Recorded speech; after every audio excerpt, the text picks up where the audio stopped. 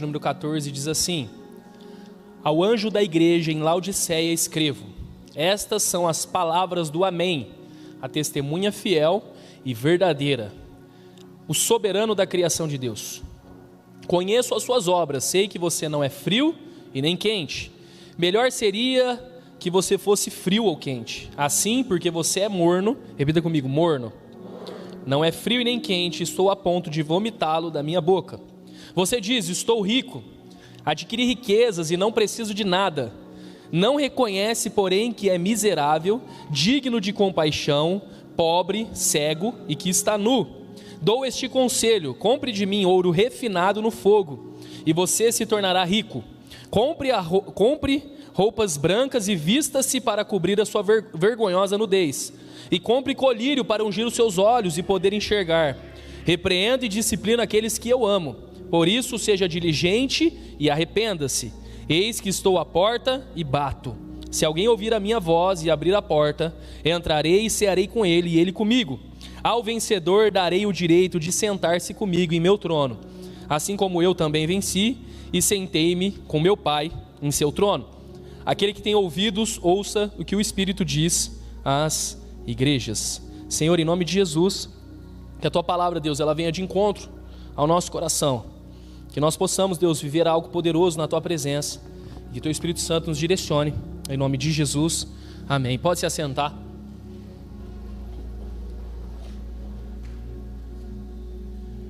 Quantos aqui já ouviram sobre essa passagem de Apocalipse capítulo 3? Uma passagem muito conhecida, principalmente quando ele fala: eis que estou à porta e bato, se você abrir a porta eu entrarei e cearei contigo. É uma mensagem que ela é muito usada, principalmente em meio evangelístico, né? O Senhor está à porta, né? E Ele quer te salvar, Ele quer entrar. E eu quero explicar para você um pouco sobre essa igreja de Laodiceia. Eu quero te explicar o contexto disso. Eu quero que você entenda o que está acontecendo aqui e o que o apóstolo João está escrevendo. Então, para que você entenda o contexto, o apóstolo João, ele é o escritor de Apocalipse. O apóstolo João, ele foi lançado numa ilha chamada Ilha de Patmos, no ano 81 depois de Cristo. De todos os apóstolos e aqueles que andaram com Jesus, o apóstolo João foi o único sobrevivente até aqui. Quando você vai ver as escrituras, a maioria deles morreu no ano 64, né? Inclusive o apóstolo Paulo e o apóstolo Pedro. Em que momento? No momento que existia um governante chamado Nero. Nero, ele era um dos piores governantes que existiu. Nero, ele era tão doido que ele matou a própria mãe. Nero, ele foi considerado historicamente um dos piores imperadores de Roma, de tão violento, de tão agressivo que ele era. E nesse período que Nero governou, é o mesmo período a qual o apóstolo Paulo está terminando ali Atos e dizendo que ele viveu em uma casa em Roma e descansou e recebia os seus amigos. A tradição judaica diz que o apóstolo Paulo ele foi decapitado e que Pedro ele foi crucificado de cabeça para baixo. E então surge, então, após tudo isso, um novo governante. Quem é esse? Domiciliano. Domiciliano, no ano 81, o período a qual João ainda estava vivo, ele foi o único que sobreviveu de todos os apóstolos. E Domiciliano, ele foi considerado como o segundo Nero. Por que o segundo Nero? Porque ele era tão violento quanto Nero. E aí quando ele vai fazer uma checagem, ele olha assim: ainda existe alguns desse tal caminho, né? Desse tal Jesus. E Domiciliano, ele queria se consagrar como Deus. E ele queria levantar estátuas para você. E quem é aquele que bate de frente com essa visão? A igreja, né? O cristão. E João estava ali pregando em Éfeso, João estava ali pregando. E aí de repente então Domiciliano fala assim: pega esse cara e vamos exilar ele. Vamos lançar ele para fora, vamos jogar ele longe. Aonde? Lança ele na ilha de Patmos. É a ilha dos exilados.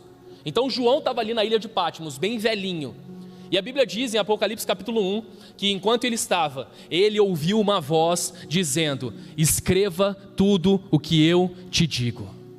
Na hora que ele ouviu essa voz, eu não sei se você sabe quem foi João, mas João foi aquele que deitou no colo de Jesus. João foi aquele que reclinou a cabeça no colo de Jesus no momento da ceia. Ele conhecia a voz de Jesus. Ele sabia quem era Jesus. Então a Bíblia diz que ele estava de costas e de repente ele ouve uma voz, Leandro. E ele fala, e a voz dizia assim, ó: escreva tudo aquilo que eu te digo. De repente o coração de João deve ter começado a bater mais forte. E ele falou assim: eu conheço essa voz. E na hora que ele vira para olhar, a Bíblia diz que ele cai e ele desmaia como morto. Então o Senhor toca nele. E a Bíblia diz que os seus cabelos eram brancos, os seus olhos como de fogo, em suas vestes e os seus pés eram de bronze. E começa a fazer uma descrição daquele que era o cordeiro, mas agora voltou como leão. Jesus Cristo, aquele que é poderoso em obras, aquele que é o Senhor e Salvador. Ele ouviu aquela voz. E aí então o Senhor, ele começa relatando: escreva tudo que eu digo. E aí então João pega uma caneta e ele começa a escrever. E o que ele começa a escrever? Ele começa a escrever o livro de Apocalipse. Ele começa então a escrever aquilo que Deus está mandando ele dizer. E Deus então ele traz uma mensagem. O Senhor Jesus, ele traz uma mensagem para 7 igrejas. Essas 7 igrejas, elas são também conhecidas como igrejas da época, igrejas ali da Ásia, mas também elas são conhecidas profeticamente como o tempo das igrejas. Ou seja, é um tempo profético a qual nós estamos vivendo. Esse tempo profético aconteceria de anos em anos até chegar à igreja de Laodiceia, que é a igreja que nós profeticamente nos encaixamos, e você vai perceber isso. Então ele fala assim, escreva a igreja de Éfeso, a igreja de Esmirna, a igreja de Pérgamo, de Tiatira, de Sardes, de Filadélfia e por último a igreja de Laodiceia. Então ele começa a trazer vários ensinamentos. A igreja de Éfeso, diga isso, isso e isso. Quando você lê de Apocalipse 1 até Apocalipse 3, você vai entender o que Deus está falando para essas 7 igrejas. E você vai perceber quais eram os problemas que essas igrejas passavam, quais eram as lutas que elas enfrentavam. E a igreja de Laodiceia, gente, o interessante dela é que da Ásia e de todas aquelas outras igrejas, ela era a mais rica de todas. A igreja de Laodiceia não era só a mais rica, mas na igreja de Éfeso, por exemplo, existiam problemas ali com falsos mestres. E a igreja de Laodiceia não tinha problema com os falsos mestres. Jesus olhava para Éfeso e falava assim, tenho porém uma coisa contra ti. Você permite Balaão, você permite o ensino dos nicolaítas no meio de vocês. Vocês estão entendendo o que eu estou pregando, sim ou não? Ele começa então a falar assim, eu tenho algo porém contra você. Então Jesus ele vai falando para cada igreja o que ele tem contra essa igreja. E na igreja de Laodiceia, era uma igreja rica, era uma igreja que não tinha problemas políticos. Uma dessas igrejas, se eu não me engano, a de Pérgamo, o líder da igreja foi morto em praça pública por problemas políticos. A igreja de Laodiceia era uma igreja que vivia em paz. A igreja de Laodiceia era uma igreja que vivia tranquila, não tinha problema com ninguém, era uma igreja rica, era uma igreja abundante, era uma igreja gloriosa, era uma igreja que não tinha problema com os falsos mestres. Só que quando Jesus começa a falar com Laodiceia, ele lança uma palavra para Laodiceia: tenho porém contra ti uma coisa, você não é frio e nem quente, você é morno, e porque você é morno, eu tenho vontade de te vomitar da minha boca. Uma igreja que vivia em riqueza, uma igreja que vivia em paz, uma igreja que era tranquila no ensino, tinha ensino, gente, tinha escola bíblica dominical em Laodiceia, tinha encontro de homens, tinha encontro de mulheres, tinha culto de casais. Imagina o culto de casais em Laodiceia. Tinha conferências ali, tinha muitas coisas, mas qual era o problema da igreja de Laodiceia? Ela era morna. A igreja de Laodiceia, ela vivia de uma forma morna.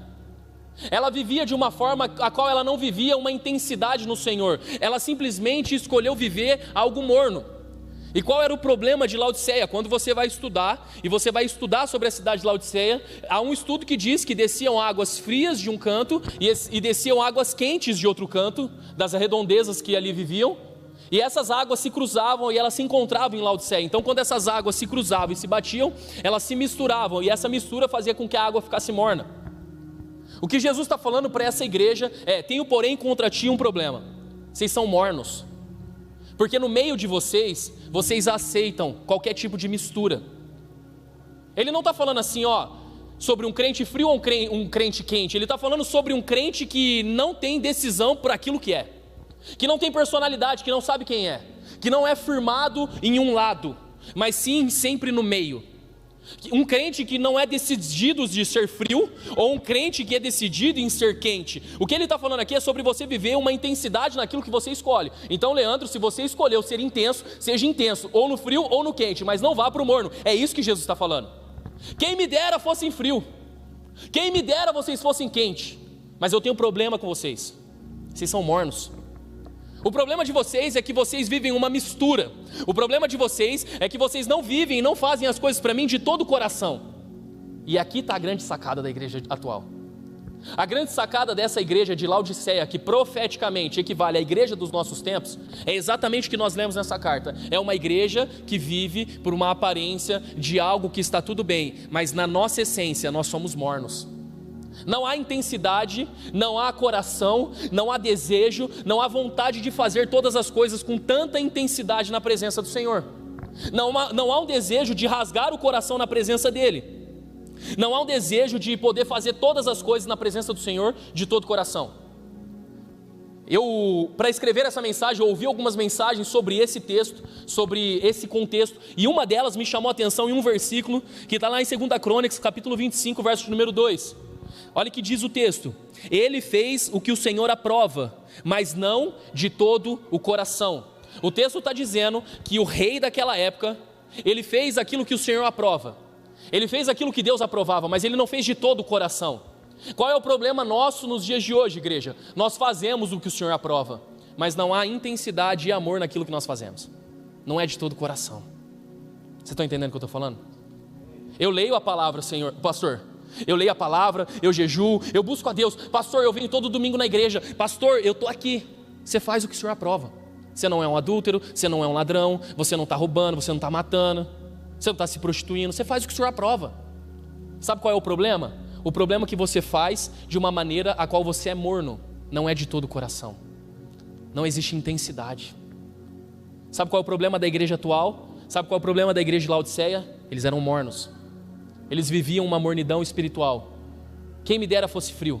Ou seja, quem me dera vocês fossem intensos naquilo que vocês fazem. Ou quem me dera vocês fossem quentes, tomassem uma decisão, mas seguissem firme naquela decisão que vocês tomaram. Sabe qual é o problema de vocês? Vocês vivem uma mornidão, não fazem nada de todo o coração, não vivem com o coração reto e íntegro na minha presença, não fazem aquilo que eu gostaria que vocês fizessem. A Almeida Revista e Corrigida, ela usa esse mesmo texto e ela diz assim, e fez o que era reto aos olhos do Senhor, porém não com o coração inteiro. O nosso problema, igreja, é não ter inteireza de coração naquilo que nós estamos fazendo. Jesus, ele se entregou por inteiro na cruz por nós, só que nós nos entregamos em partes para Ele. Senhor, o Senhor pode tomar a minha vida, mas nessa área não toque. Senhor, o Senhor pode conduzir a minha história aqui, mas nas minhas redes sociais não. Nas minhas redes sociais eu posso postar o que eu quiser, até porque isso não é pecado. Fez o que o Senhor aprova, mas não tem um coração completo naquilo que faz. Faz o que o Senhor aprova, mas não tem coração. Lê a Bíblia, mas não de coração. Busca o Senhor, mas não de coração. Está nos cultos, mas não de coração. Esse é o problema da igreja de Laodiceia. Esse é o problema da igreja ali, a qual eles estavam enfrentando. O problema do morno, gente, é que o morno, ele precisa ser misturado. E quantas pessoas que você conhece, dentro das igrejas, que têm vivido essa mistura? Não tem posicionamento naquilo que acredita, então vive uma mistura.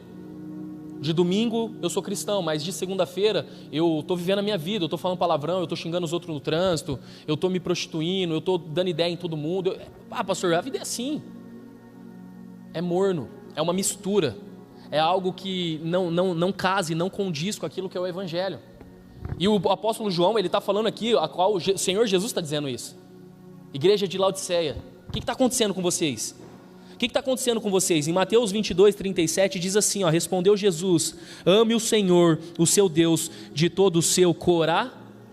É isso que ele está falando, gente. O primeiro mandamento que Deus deixa para nós é: ame o Senhor, o seu Deus, de todo o seu coração. Não é amar o Senhor seu Deus em partes, não é amar o Senhor seu Deus em fragmentos, não é amar o Senhor seu Deus de qualquer jeito. Não é porque você ama que tem que ser de qualquer jeito, tem que ser de coração. Tem que viver com intensidade naquilo que acredita. Tem que viver com o coração completo e feliz naquilo que se faz. Jeremias 29, 13 diz assim, vocês me buscarão e me acharão. Quando me buscar de todo o vosso coração, eu serei achado de vós. O segredo do Evangelho, o segredo dos tempos de hoje é o coração. Qual é o problema do coração? O problema do coração é que só Deus enxerga ele. Porque Deus não vê como o homem vê. O homem olha a aparência, mas Deus olha o coração. Então nem tudo que reluz é ouro. Nem tudo que você vê que é bonito, nem todo mundo que você vê que tem uma performance legal, realmente tem um coração voltado para Jesus. Às vezes é misturado, às vezes é morno. Então você precisa estar com o teu coração alinhado com o coração do Senhor. Você precisa estar com a tua vida alinhado com aquilo que Deus quer. Porque às vezes você olha e você fala: uau, que momento, uau, que presença. Nem sempre é uma presença. Nem sempre é um uau, um momento. Porque tem muitas pessoas que fazem por aparência. Tem muitas pessoas que entraram em relacionamentos por aparência, mas não olharam o coração. E o que importa na palavra do Senhor, o que Ele está nos ensinando é o coração. Tudo que você fizer de coração inteiro na presença dEle, é isso que Ele espera. Tem muita gente que não lê a Bíblia de coração, que não jejua de coração, que não ora de coração. O problema da igreja de Laodiceia é que era uma igreja de aparência. Vocês são ricos, vocês adquiriram riqueza, vocês não precisam de mais nada. Mas João capítulo 4 está dizendo que o Senhor fala: eu estou à procura daqueles que me adoram em espírito e em verdade. Aqueles que me adoram e me buscam em espírito e em verdade. Aqueles que querem estar comigo. Há uma grande linha que separa isso, igreja. A linha daquela que eu faço até onde dá, e a linha que eu faço tudo que eu tenho. Quando nós vemos sobre oferta, a Bíblia diz que Jesus estava ali no gasofilaço, e ele ficava vendo as ofertas que eram depositadas. Muitos entregaram muito, mas uma mulher entregou tudo, e o que ela entregou foi de coração. O que move o Filho de Deus a olhar para nós é o teu coração. É o teu coração. Não importa quantos pastores, quantos homens, quantas pessoas olharam para você e te julgaram pela tua aparência, pela imagem, ou por um erro, ou por uma fase da tua vida. Deus está olhando o teu coração, e isso é muito importante. Isso te preocupa ou te assusta? Porque o Deus que olha o meu e o seu coração, Ele sabe qual é a palavra que vai sair da nossa boca antes mesmo que ela saia. Ele sabe todas as coisas. E Ele está olhando para a igreja, Ele está dizendo assim: igreja de Laodiceia, igreja do período ali que vai existir aqui, igreja casa do Pai, eu estou olhando para vocês e eu estou dizendo uma única coisa: me busque de todo coração, ou frio ou quente, mas não sejam mornos, porque senão eu vou vomitar vocês da minha boca. Da ânsia de beber água morna, você tem vontade de vomitar. Uma igreja que o Senhor está falando: ó, me busquem de todo coração. Sejam intensos naquilo que vocês fazem. Quando você vai entender aqui sobre a igreja de Laodiceia, Apocalipse 3, o verso 17 e 18 diz assim: ó, você diz, eu estou rico, eu adquiri riquezas e eu não preciso de nada. Não reconhece, porém, que é miserável, digno de compaixão, pobre, cego e que está nu. Dou este conselho: compre de mim ouro refinado no fogo, e você se tornará rico. Compre roupas brancas e vista-se para cobrir a sua vergonhosa nudez, e compre colírio para ungir os seus olhos e poder enxergar. Quando você vai entender o que Jesus está querendo dizer aqui, você precisa entender como que funcionou a construção de Laodiceia. Olha que interessante, Laodiceia era uma cidade a qual eles cultuavam o deus Zeus. Já ouviram falar de Zeus, né? Todo mundo que já assistiu Hércules? Já, né? A geração mais nova não sabe o que eu estou falando. Hércules, aquele que tinha o Pegasus, o cavalo que voava, lembra? Amém? Então, Zeus, eles cultuavam os Zeus aqui nessa cidade. E quando eles eram muito religiosos, o povo era muito religioso. E quando Roma assume o governo, um dos imperadores de Roma, um dos reis ali em Roma, ele quer pegar todo o império grego e ele quer fazer o quê? Uma helenização. O que é uma helenização? É uma mistura de povos. Então agora o império romano governa sobre tudo. Só que existiam algumas cidades, e a cidade de Laodiceia ela era muito bonita pelos seus monumentos que tinham na cidade de Laodiceia. E um desses imperadores, ele teve uma mulher que se chamava Laodícia. E essa mulher, ela falou assim: eu não quero que você destrua aquela cidade. Eu não quero que você destrua essa cidade onde eles adoram esse Deus. Só que aquele povo era muito religioso, eles eram muito devotos àquele Deus, e eles não negociariam aquela cidade por nada. Eles não deixariam alterar o nome daquela cidade. Porque se alterassem o nome daquela cidade para Laodícia ou Laodiceia, isso geraria um grande conflito político ali. Vocês estão entendendo o que eu estou falando até aqui, sim ou não? Então um povo religioso que habitava em uma cidade que eles eram muito religiosos e uma cidade muito bonita. Então esse imperador ele tem uma ideia, ele fala assim: é o seguinte, para eu não destruir essa cidade e para eu alterar o nome dela para Laodiceia, eu já sei o que eu vou fazer. Eu vou trazer tudo que é de riqueza para esse lugar, e os olhos desse povo vão brilhar pelas riquezas.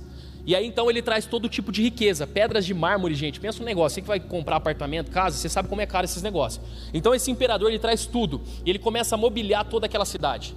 E aí quando ele faz tudo isso, ele chama o povo, ele convoca o povo e fala assim: ó, nós vamos alterar o nome dessa cidade para Laodiceia, né? É um desejo meu. E o povo deslumbrado com a riqueza, o povo deslumbrado com a beleza da cidade, eles permitem então que haja uma alteração.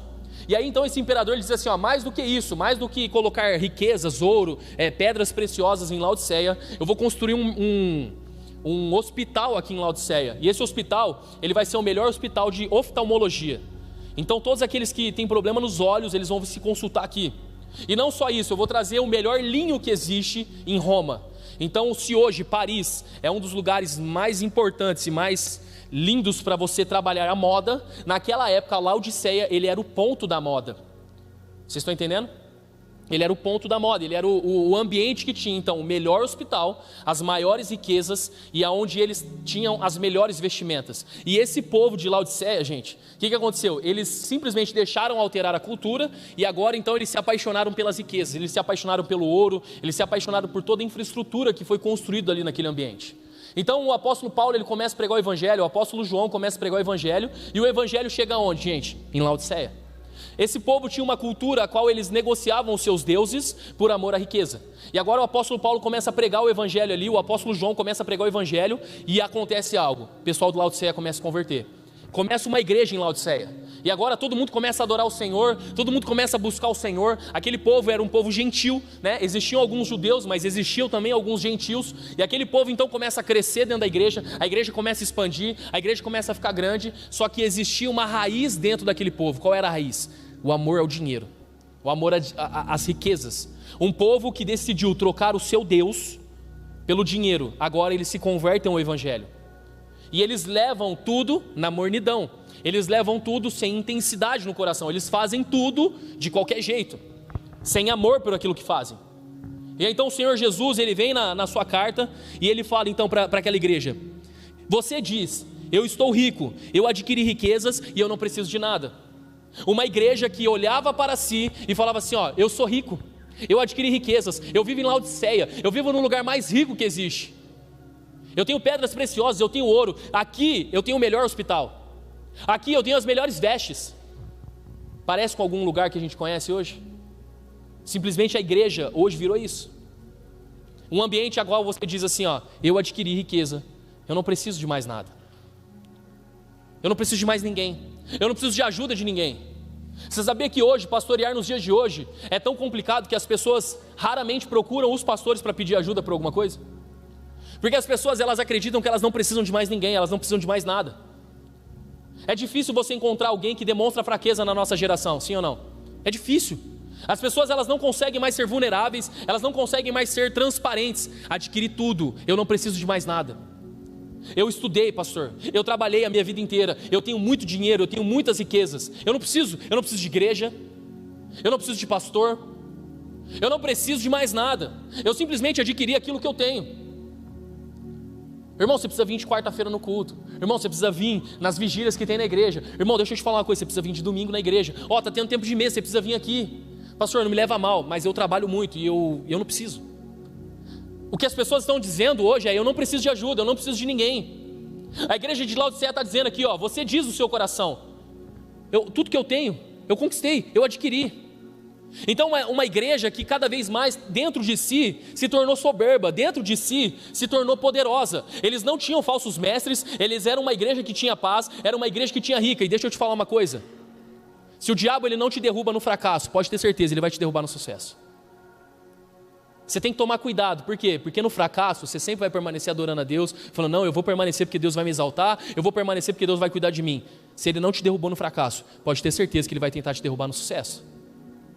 Sabe quando que ele vai te derrubar? Quando a sua conta estiver cheia de dinheiro, quando a aliança estiver no teu dedo. Irmão, você não vai para a igreja não? Eu não. Pastor, a gente vai sair, sabe? Irmão, segunda a sábado para sair, vai sair no domingo. Se o diabo não te derruba na fraqueza, ele vai te derrubar no sucesso. E você precisa entender que essa igreja era uma igreja que tinha sucesso. Era uma igreja que dizia no teu coração, eu adquiri riquezas, não foi o Senhor que me deu, eu adquiri riquezas. Mas sabe o que o Senhor disse para essa igreja? Você é pobre, você é cego e você é nu. Por isso que ele usa a expressão pobre, cego e nu. Por que pobre? Porque não importa o tanto de ouro que tem em Laodiceia. Por que cego? Porque não importa se vocês têm o melhor hospital de oftalmologia. Compre de mim colírio, porque eu posso abrir os olhos de vocês. Não importa se vocês têm as melhores roupas, vocês vestindo, ainda assim estão nus. O que Deus está dizendo aqui para essa igreja? Vocês acham que não precisam de nada, vocês acham que não precisam de ninguém, vocês acham que adquiriram tudo que vocês precisavam, tudo que vocês têm, vocês acham que são bons demais. Só que ele está falando assim, ó, compre de mim, porque eu posso dar colírio para os teus olhos, eu tenho o ouro que você precisa, e eu posso te vestir com vestes brancas e posso mudar a tua história. Ei, igreja de Laodiceia, acorda! Era uma igreja tão cheia de si, que Apocalipse capítulo 3, verso número 20 diz assim, ó: eis que estou à porta e bato, se você abrir a porta, eu entrarei e cearei contigo e tu cearás comigo. Quem está dizendo isso, gente? Quem? Jesus estava em que porta?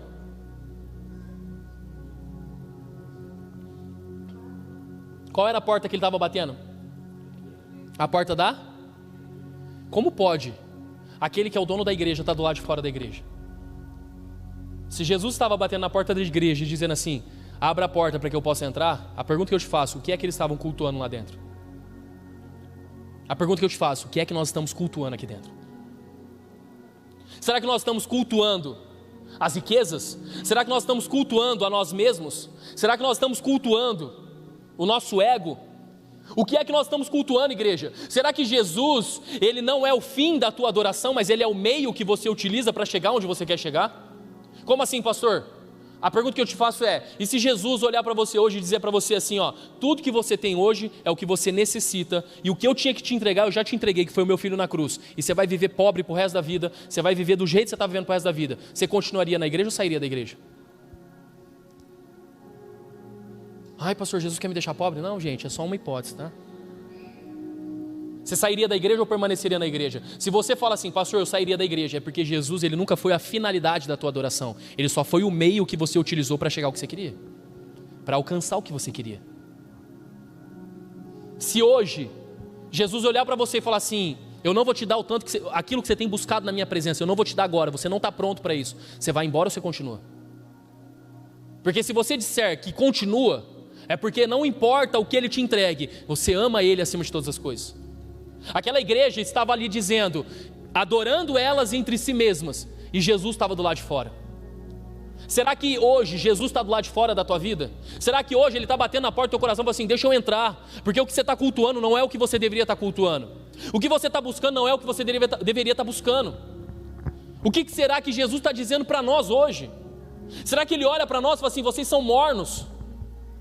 Será que ele olha para você hoje e fala assim, parabéns, você acha que adquiriu tudo, mas você é pobre, cego e nu, você é miserável, você não tem nada. Você acha que é bom em alguma coisa, mas você não é bom em nada. Você acha que é justo, mas você não é justo em nada. Igreja, olha e acorda. O Senhor Jesus está dizendo para a igreja de Laodiceia, eu estou à porta, eu estou batendo, abre a porta, deixa eu entrar. Por quê? Porque o que vocês estão fazendo aí não tem nada a ver com a igreja. O que vocês estão adorando não tem nada a ver com o Cristo. O que vocês estão adorando são as riquezas de Laodiceia. Vocês trocaram o seu Deus, o Deus da sua religião, por amor às riquezas, mas com Jesus não é assim. Aquele que quiser vir após mim, negue-se a si mesmo. Qual foi o evangelho que foi pregado para vocês? Qual foi o evangelho que foi ensinado para vocês?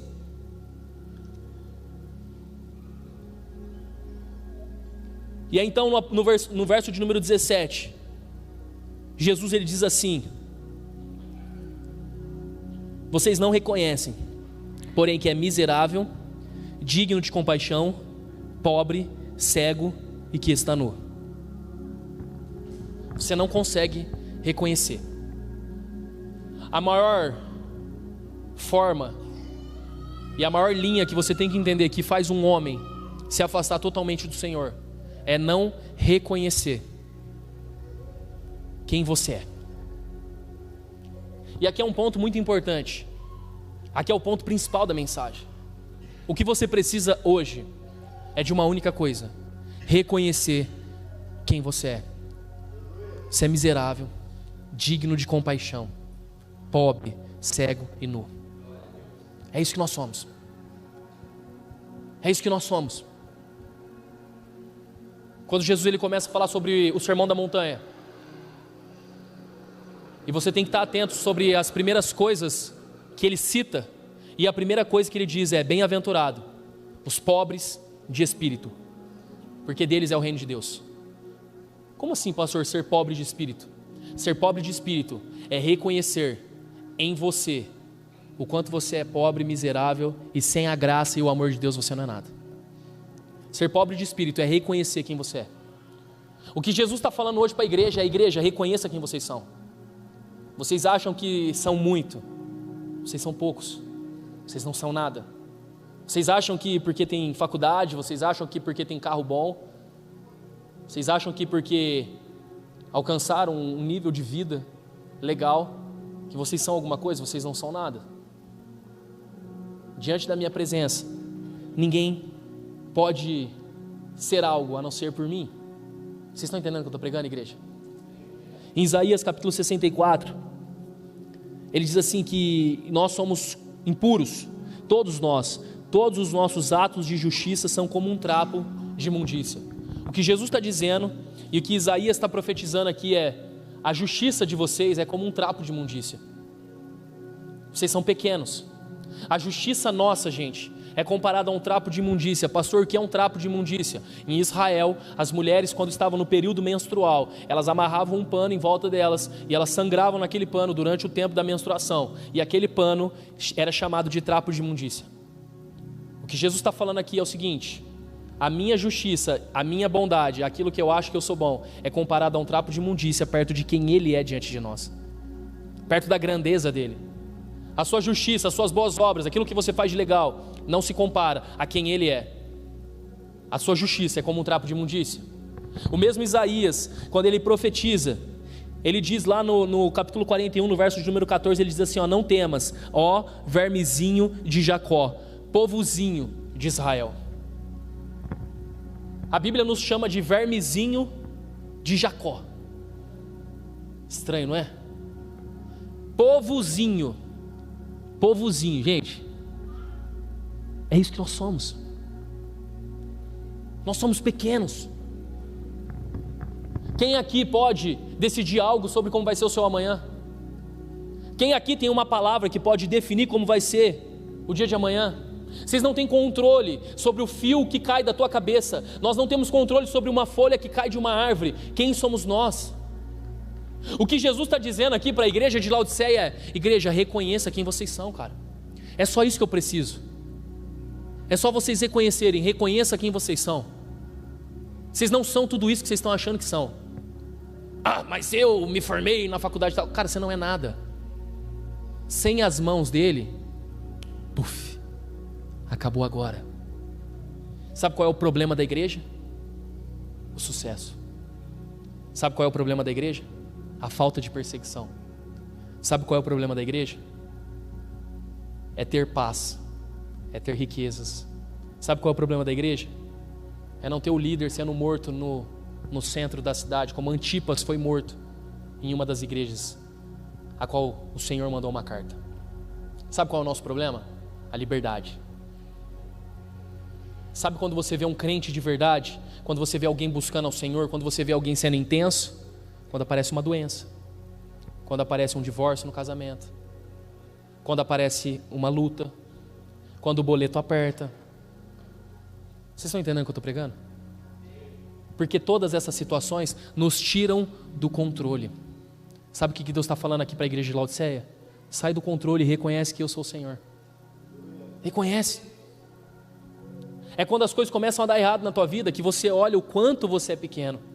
É quando você recebe um diagnóstico ruim e não tem o que fazer. O teu dinheiro não resolve esse problema.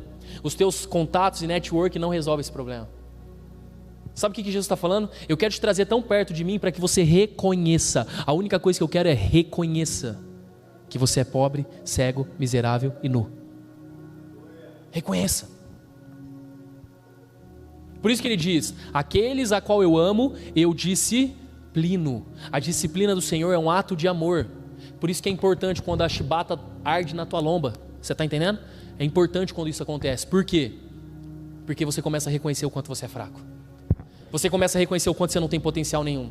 Você começa a reconhecer o quanto você não consegue, o quanto você depende dele, o quanto você é dependente dele, o quanto você é apaixonado por ele, o quanto você precisa dele, o quanto você se dobra em adoração e chora dizendo: eu preciso de ti. Aí ele olha e fala assim: não está mais morno, está quente, não está mais morno, está frio agora. Agora eu comecei a ver intensidade nele, agora eu comecei a ver o coração dele inteiro na minha presença. Tirou o problema, revela o meu e o seu caráter.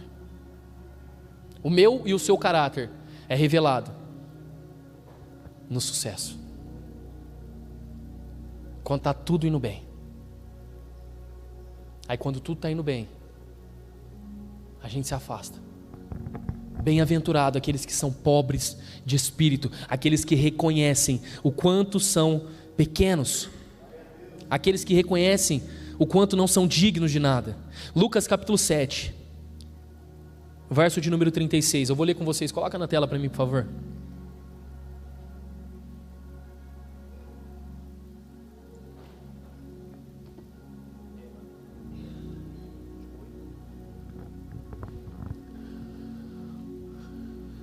Convidado por um dos fariseus para jantar, Jesus foi à casa dele, reclinou-se à mesa.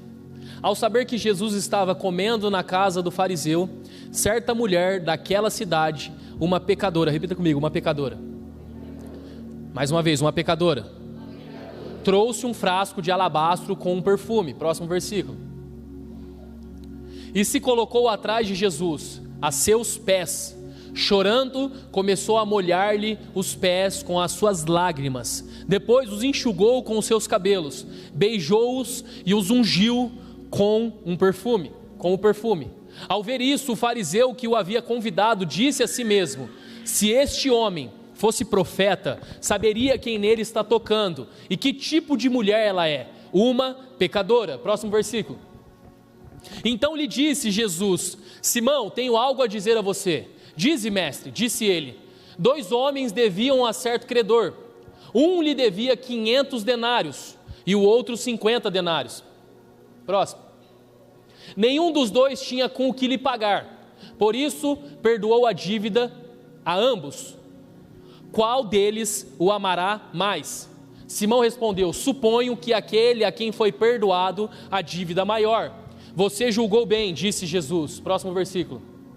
Em seguida virou-se para a mulher e disse a Simão: vê esta mulher? Entrei em sua casa, mas você não me deu água para lavar os pés. Ela, porém, molhou os meus pés com suas lágrimas e os enxugou com seus cabelos. Você não me saudou com um beijo, mas essa mulher, desde que entrei aqui, não parou de beijar os meus pés. Próximo versículo.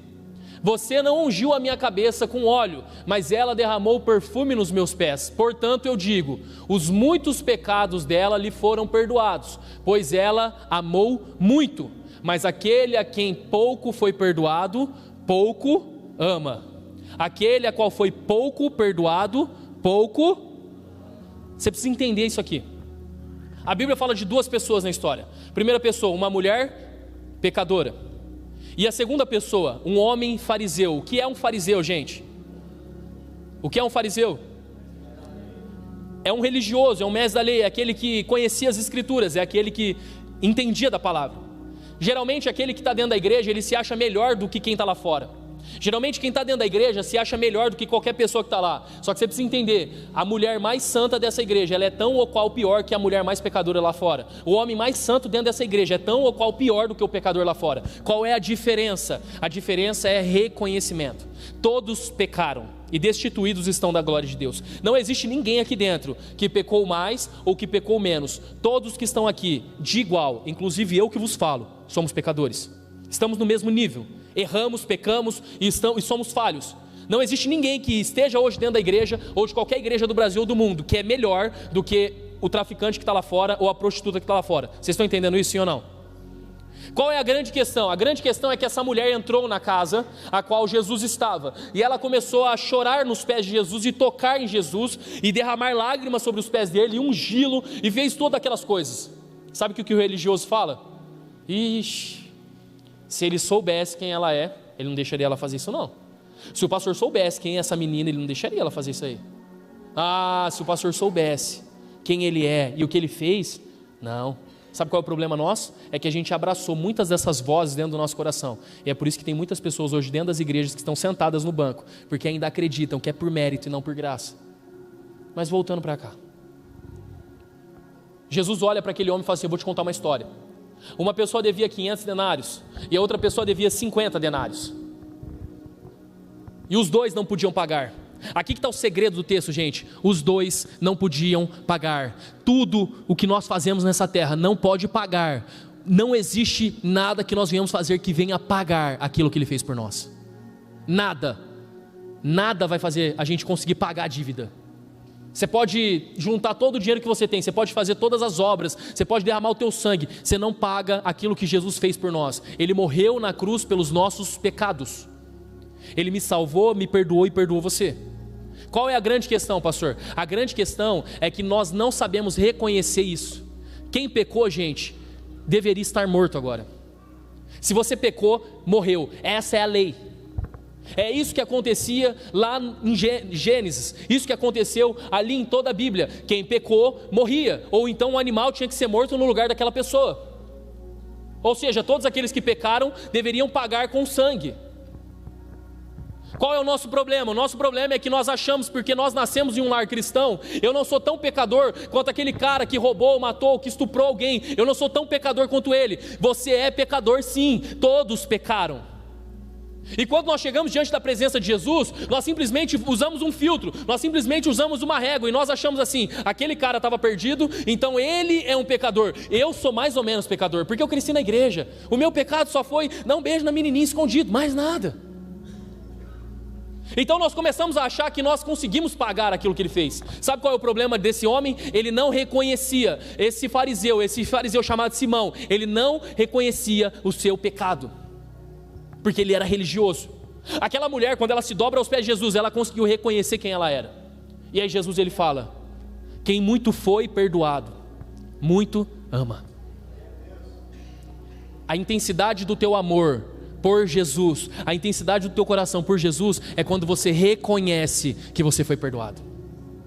Sabe por que muitas pessoas não conseguem dar glória a Deus? Sabe por que muitas pessoas não conseguem reconhecer a grandeza de Deus? Porque acham no seu coração que Deus tem dívida com você. Você acha no teu coração, porque você leu 3 capítulos da Bíblia, porque você fez um jejum, ou porque você entregou seu dízimo, Deus tem dívida com você por aquilo que você fez para Ele. Você não consegue reconhecer o quanto miserável você é. Sabe qual é o nosso problema como igreja? A falta de reconhecimento na nossa sujeira. Sabe por que no momento dos louvores você não rasga o teu coração e não adora com toda intensidade? Porque quem muito foi perdoado, muito ama. Só que você não acha que foi tão perdoado assim. Você nem te pecou tanto. Você acha que abriu mão da sua juventude para estar na igreja. Então você acha que o que você está fazendo para Jesus é um favor. Só que você não sabe que o maior favor Ele fez por você. Você é um pecador, sujo, imundo, não presta para nada. Você está entendendo o que eu estou pregando? Quem muito foi perdoado, muito ama. É porque você não sabe o quanto você foi perdoado. Você não tem dimensão do teu pecado. Você não tem noção de quem você é. Você não tem noção do quanto sujo você estava. Você não tem noção de o quanto era para você estar morto agora. Então você não consegue reconhecer a glória dele. O que o Senhor está falando aqui para a igreja de Laodiceia: você adquiriu riquezas, você não precisa de mais nada, você me deixou para a porta de fora, mas deixa eu te dar um conselho: reconheçam. Reconheçam, porque se vocês não reconhecerem, acabou. Não sei se você está entendendo o que eu estou pregando aqui. Dá vontade de descer daqui, pegar você e falar assim: pelo amor de Deus, abre a tua cabeça e entende que você não merecia estar em lugar nenhum agora. O nosso merecimento único e exclusivo era o inferno. Nós merecíamos o inferno, igreja. Nós não merecíamos mais nada. Aquela mulher era pecadora e ela reconheceu que era uma pecadora. Ela se dobrou diante de Jesus. Ela deixou as suas lágrimas escorrerem nos pés dele. Pastor, eu estou abrindo mão da minha juventude para estar na igreja. Pastor, eu estou abrindo mão da minha vida para adorar o Senhor. Eu estou tirando os recursos da minha casa para poder entregar na igreja. Deus, Ele tem que ver isso. Deus não tem que ver nada disso. Porque você é pecador e não tem nada que você faça que pague isso. Nada. O que você precisa fazer hoje é reconhecer da lama que Ele te tirou, reconhecer da sujeira que Ele te tirou. É que nós achamos na nossa cabeça que sujeira é Deus tirar alguém das drogas, sujeira é Deus tirar alguém da prostituição, sujeira é Deus tirar alguém do tráfico. Aí nós olhamos para essas pessoas e nós falamos assim: uau, olha como Deus é poderoso. Só que quando nós olhamos para nós nos esquecemos que o que há dentro de nós é muito pior do que qualquer outra coisa aí fora. O apóstolo Paulo, quando ele pregava, ele dizia assim: ó, e de todos os pecadores, do qual eu sou o pior, porque ele reconhecia a sujeira que havia dentro dele. Esse momento, sabe o que era para estar acontecendo com você? Era para você estar derramando as suas lágrimas e chorando, dizendo: cara, eu sou sujo. Porque Deus sabe o que passa na cabeça de cada um que está aqui. Deus sabe quando você gosta de ser vangloriado, Deus sabe quando você gosta de ser ovacionado, Deus sabe. Deus conhece o teu coração, Ele vê aquilo que o homem não vê. Deus sabe qual é a verdadeira intenção que há dentro de você. Pastor, o que eu faço? Reconheça a sua miserabilidade, reconheça o quanto você é sujo, reconheça o quanto você é pobre e nu. E então eu te vestirei. Compre de mim ouro, compre de mim o linho fino, compre de mim o colírio. Pastor, como que eu faço para comprar dele? A moeda da compra é reconheça. Quando você reconhece, ele entra. Quando você reconhece, você abre a porta.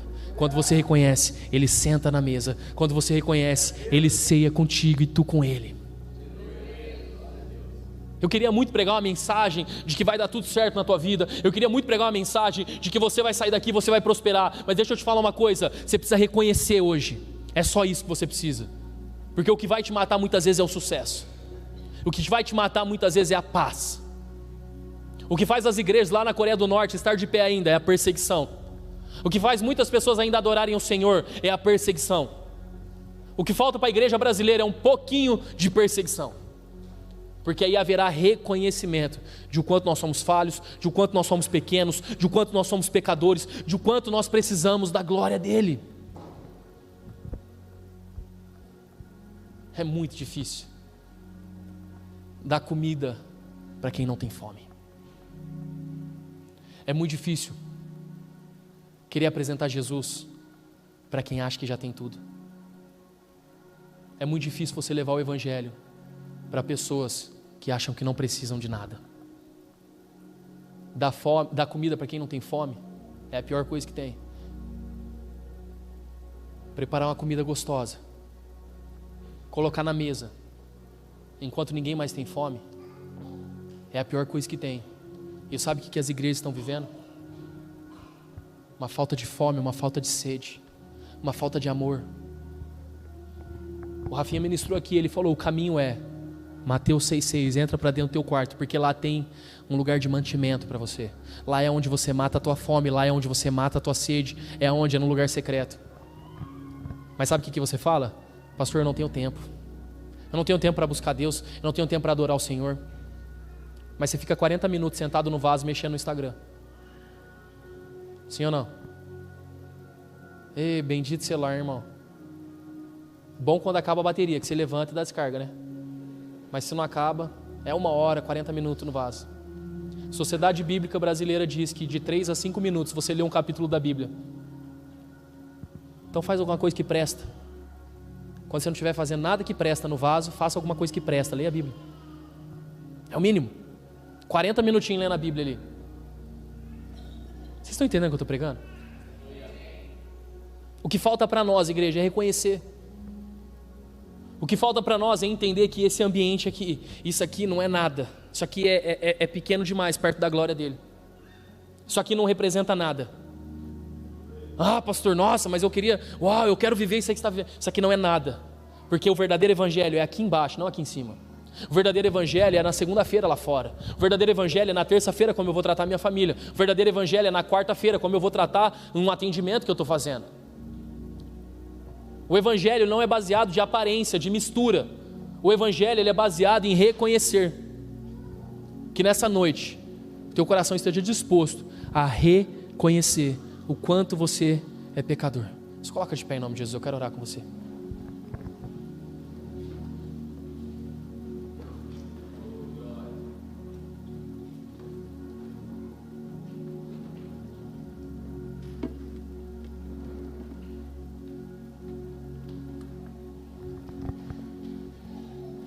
Em uma das mensagens a qual eu ouvi, o pregador ele cita uma história de um homem em uma das igrejas dos Estados Unidos, a Bethel, e ele cita que ele estava indo pregar nessa igreja.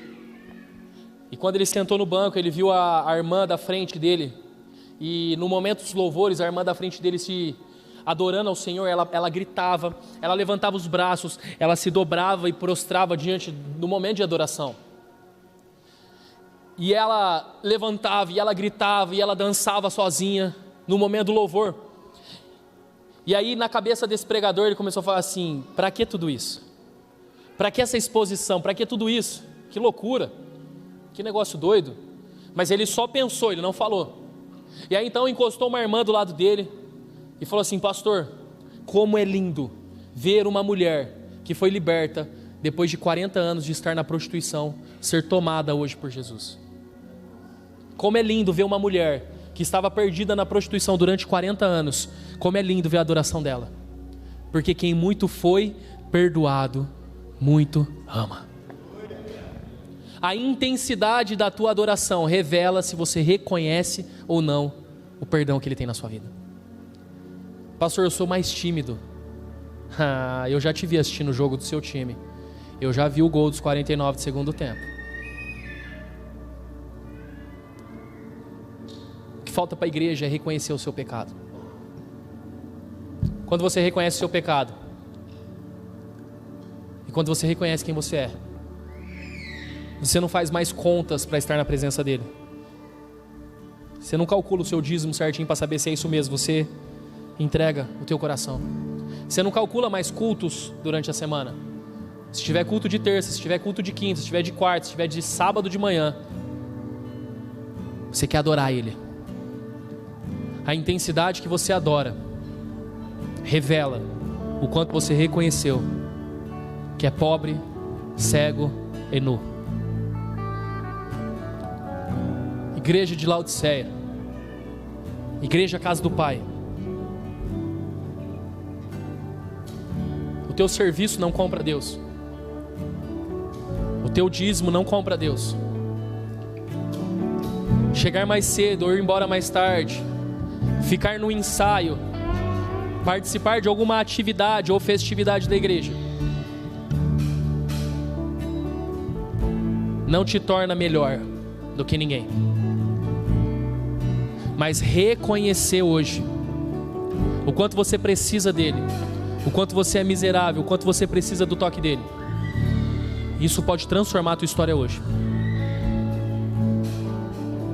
Enquanto o Ministério de Louvor canta essa canção, que hoje haja intensidade no teu coração, porque os mornos eu vou vomitar.